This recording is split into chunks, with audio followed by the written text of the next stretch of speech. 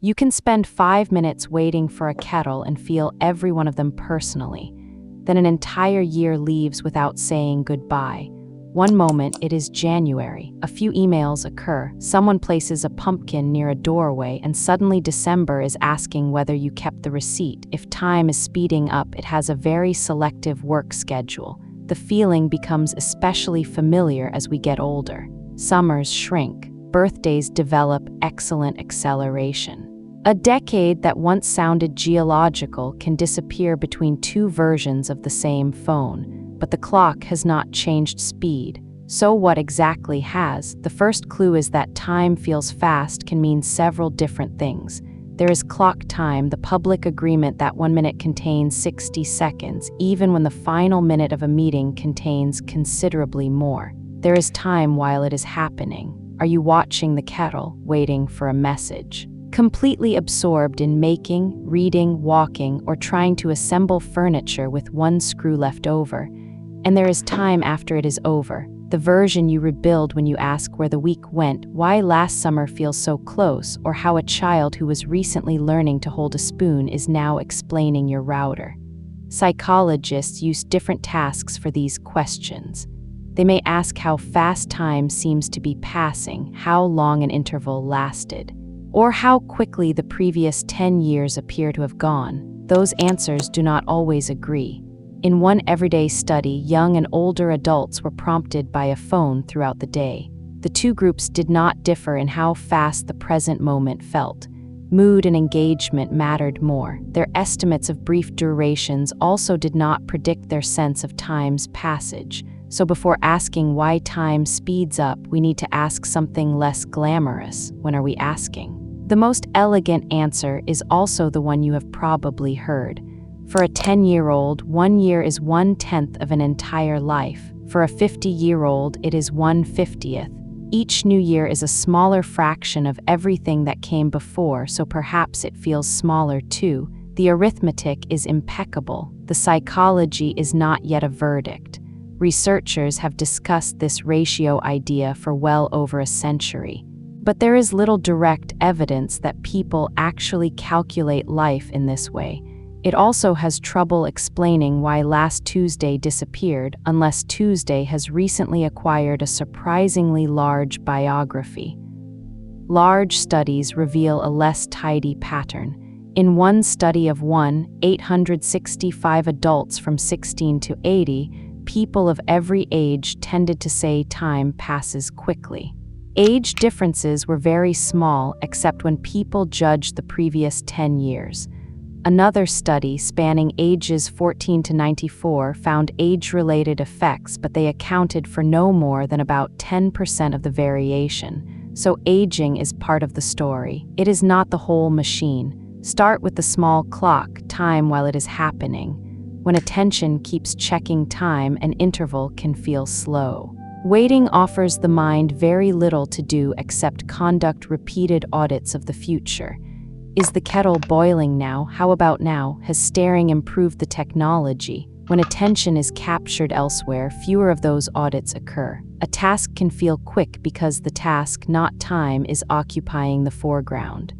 Boredom, emotion, and the expectation of an ending can change the answer too. But how fast did that feel, and how long was that? Are not interchangeable questions. In experiments, the same conditions can change passage judgments without changing duration estimates. A recent virtual scene study even found that more events could make a short scene feel both faster and longer. This sounds contradictory only if the brain is expected to behave like a stopwatch. It does not. It is answering with whatever information the question makes useful. That helps explain minutes. Years are a different question. Once an experience ends, you cannot inspect the original time. You reconstruct it, and reconstruction can reverse the answer. In 4 experiments and 2 field studies, routine activities were remembered as shorter than less routine ones. But in an experiment where people knew in advance that they would estimate time, routine felt longer. The repetitive task dragged while it was happening, then compressed after it was filed away. This is the useful heart of the so-called holiday paradox. A trip may fly by while your attention is full, yet feel substantial afterward because its days remain easier to tell apart. A routine week may produce the opposite combination, but this is where a good explanation can become suspiciously efficient. It is tempting to say the brain saves one mental photograph for every new experience, throws away the repeated ones, and therefore stores adult life in an increasingly small album. Direct tests do not support that simple picture.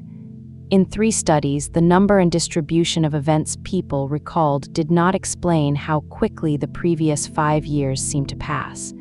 A 2026 study likewise found that the number, vividness, importance, and emotional character of autobiographical memories did not explain the speed of the previous decade. Memory is not a security camera with a storage problem.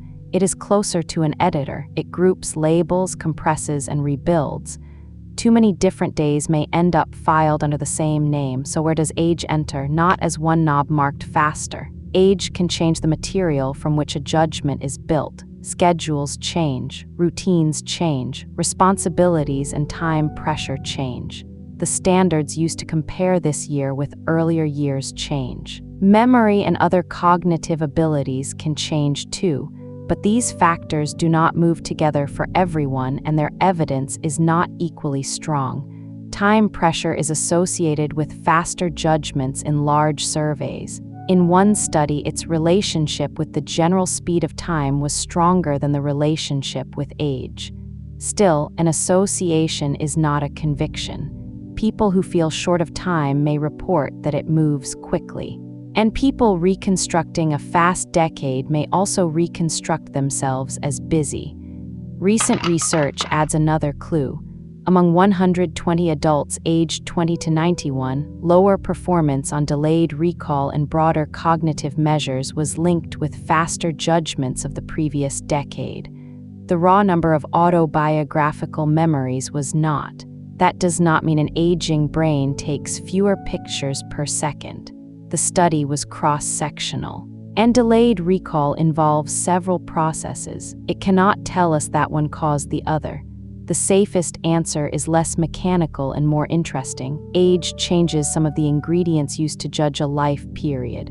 Research has not found one universal accelerator. There is one more trap hidden inside the question. We often treat a fast year as a failed year. If it vanished, perhaps we were not present enough. Perhaps routine erased it. Perhaps we should have traveled more.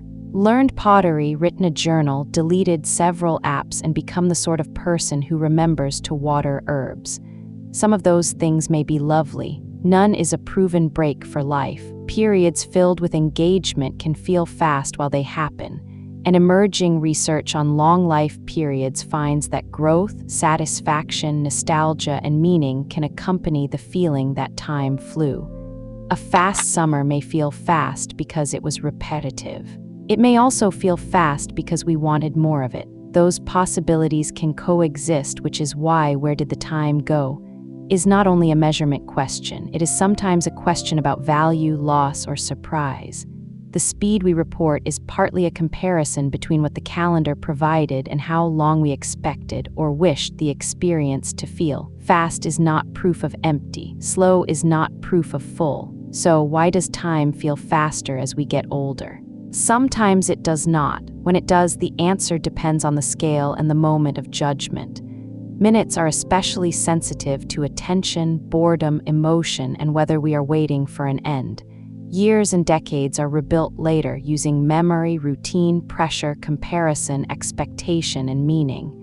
Age can alter all of those without turning a single hidden dial. There is no verified trick that makes life run in slow motion. We can, however, give memory more structure. Notice when one chapter ends, let another begin, keep a trace of something worth returning to, or occasionally ask what made this week different from the last.